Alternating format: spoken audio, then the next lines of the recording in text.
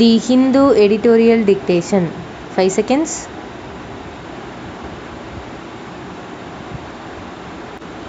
Comments. Caution and optimism. Third wave may be weaker than second, but vaccination preventive steps must stay high. India, with the second highest number of cases globally and third highest deaths, is seeing about 50,000 cases being added every day. Though on a decline, the second wave is far from over and several states are relaxing lockdown restrictions, which experts say may be seeding the ground for a potential third wave. In this context, a mathematical modeling study led by the scientists at the Indian Council of Medical Research (ICMR) and the Imperial College London shows a very optimism. Will a potential third wave be as devastating as the third? The scientists attempt to find out, and their answer is no. For that to happen, a trifecta of extreme scenarios has to converge.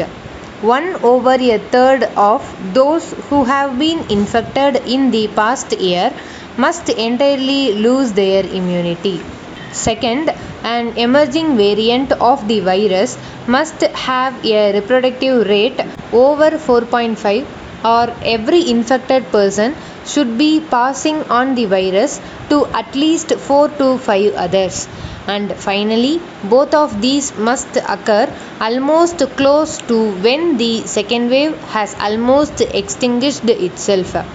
This is beyond the transmissibility seen so far.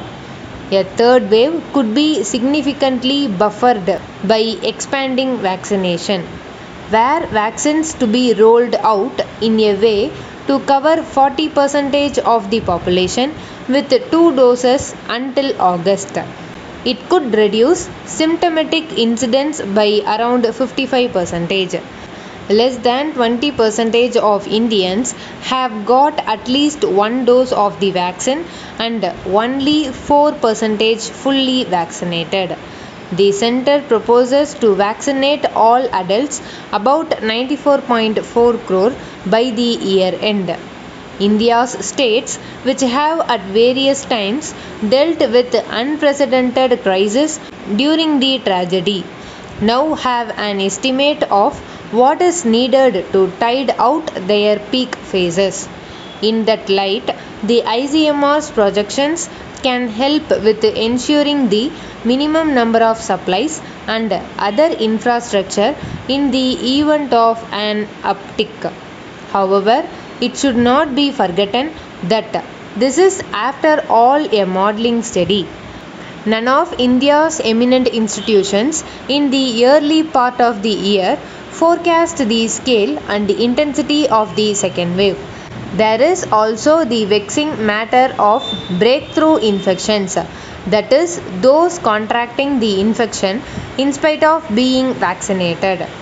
Sporadic studies in India suggest that this percentage of infection is small, though there is still no clarity on the real world effectiveness of vaccines in the light of variants such as Delta and Delta Plus. There is also so far no theoretical limit on how infectious the coronavirus can become. The ICMR's analysis thus should not be taken as a forecast, but rather a guidance and a reminder that along with vaccination, masks, avoiding crowds, and physical distancing will remain the main defense against the virus for the foreseeable future.